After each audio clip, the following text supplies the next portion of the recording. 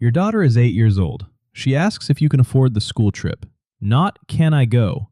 Can you afford it? She learned to ask it that way from watching your face when the envelope came home. The half second before you arranged your expression into something calm. Children can't read numbers, they read faces, and she has been reading yours since before she could spell. You say yes. That night, you move money between two accounts to make the yes true, and you do it after she's asleep, the way people hide things they're ashamed of. She doesn't know that part. She knows something, though. She learned it before you taught her anything, and she'll carry it long after you've forgotten teaching it. This isn't a video about college funds. There's an inheritance that transfers whether you have money or not. It doesn't wait for you to die. It's already moving. Level 1.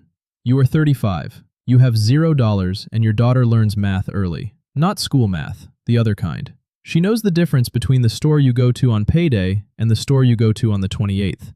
She knows the sound your voice makes when you're on the phone with someone about a bill, and she knows to be quiet during that call without ever being told. By 9, she's the kind of kid teachers describe as mature for her age.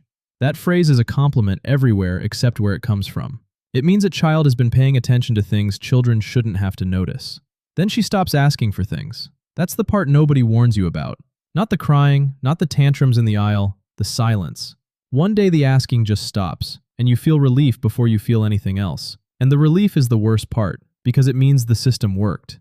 Understand what happened. She didn't lose interest in wanting things. She calculated that the cost of asking, your face, the pause, the way you say, "we'll see," was higher than the thing itself. At 9 years old, she ran a cost-benefit analysis on her own childhood and chose to absorb the loss. She will do this for the rest of her life. In apartments, in relationships, in job interviews. She lies to her friends about small things. Why she can't come to the sleepover. Why her shoes are the same ones from last year. The lies are small, and she gets good at them. And getting good at them costs something no accountant can locate. She's learning that her actual life is something to be edited before it's shown. 20 years from now, on a first date, she'll do it automatically, and she won't remember where she learned it. At $0, you don't pass down money. You pass down vigilance. She'll carry it into every job interview where she takes the first offer, because asking for more feels dangerous in a way she can't explain to the person across the desk. She'll carry it into every relationship where she needs less than she wants, because needing was the thing that made your face change. That's the inheritance. It compounds. It compounds faster than anything in a brokerage account, and it never has a bad year. Level 2. You are 39. You have $20,000, and your daughter learns that stability is a temporary condition. You can cover the school trip now without moving money at midnight. That's real. Don't let anyone diminish it. The jump from the bottom of the ladder to the second rung is the biggest one on the whole scale, and nobody standing above it can see it anymore. But she watches you check the mail with a certain expression. She notices you go quiet when the car makes a new sound. Not scared quiet, calculating quiet. She has absorbed a rule you never said out loud, and it's more precise than anything you could have taught her on purpose. Things are okay right now, and right now is a temporary condition. So she becomes the kid who saves her birthday money instead of spending it. Adults praise her for it. They call it responsible. They hold her up as an example at family dinners. What it actually is a 12-year-old building a bunker. She is not saving for something. She's saving against something. Nobody in the room can tell the difference, including her. She'll be 40 before she can tell the difference, and by then it won't be a habit anymore. It'll be a personality. You take a family vacation, the first real one. 4 days, a rented condo, a beach that isn't as clean as the photos. She talks about it for a year. What you don't know is that she also filed it away as evidence, and the conclusion she drew wasn't, "we're doing well." It was, "this is the kind of thing that could stop." Good years at this level don't feel like arrival. They feel like weather. And here's the trap of level 2 that nobody talks about. From $20,000, you can finally see what you don't have. At $0, you were surviving and there was no room to compare. At $20,000, there's just enough slack in the line for her to notice her friend's house, her friend's car, her friend's mother who doesn't check the mail with that expression. You didn't teach her envy. The gap taught her. You just happened to be standing in it. Level 3. You are 44. You have $150,000 and your daughter stops noticing money entirely. This is the level where the invisible gift begins. And the gift is not the money, it's the forgetting. She doesn't check prices, not because she's spoiled. She isn't, she's kind, she'd be horrified at the suggestion. But because it never occurred to her that the number on the menu is a variable.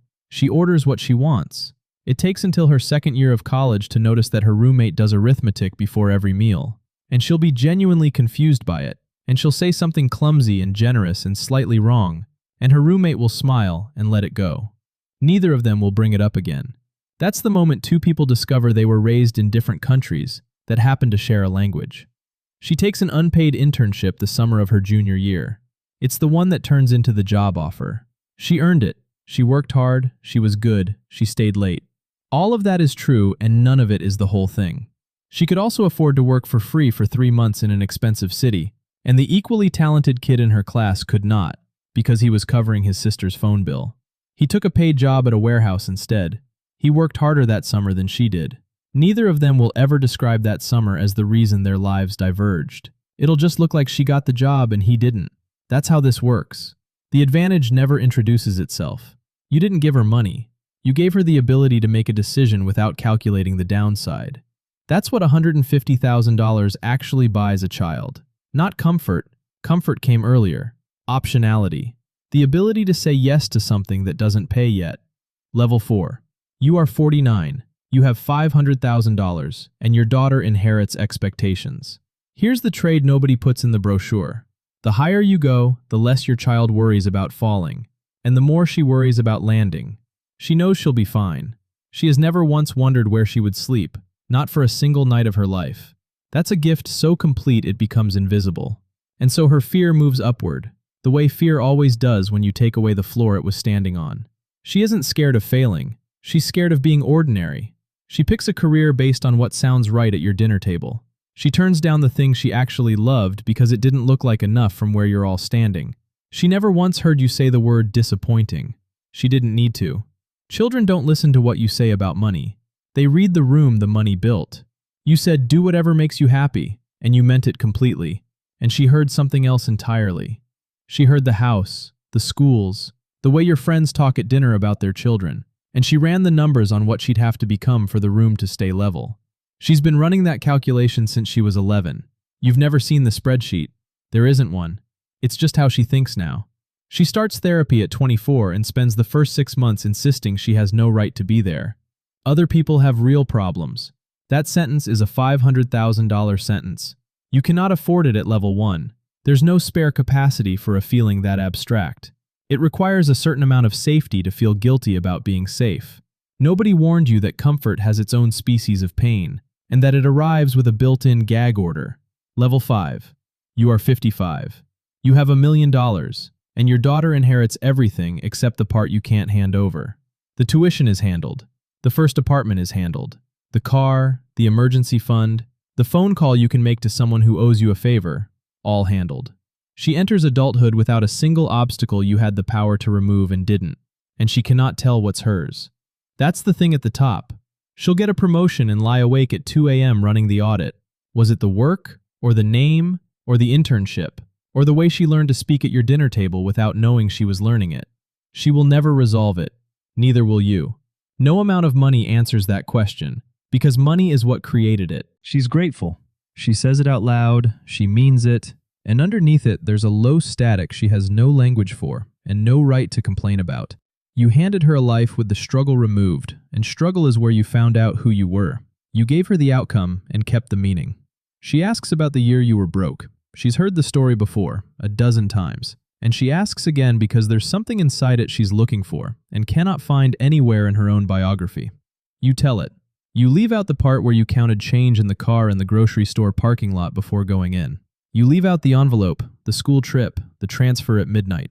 You tell the funny parts, and she laughs where you laugh. Neither of you says the real thing. You spent your entire adult life making certain she would never have that story, and now it's the only thing she wants from you, and it's the one thing you can't transfer. You look at her across the table, 55 years old, 20 years of work behind you, and you notice she has the same expression you used to have at 35. That half second of arranging the face before answering a question about money. She learned it from you. She just doesn't know which version of you she learned it from. Somewhere right now, a man is 35 and broke, and a child is asking him if he can afford the school trip. Not can I go, can you afford it? She learned to ask it that way from watching a face. She'll grow up and get very good at money, or she'll grow up and never think about it once. Either way, she learned it in the same place, at the same age, from the same silence at the same kitchen table. You don't pass down money. You pass down what it felt like to not have it. And that arrives whether you leave anything or not.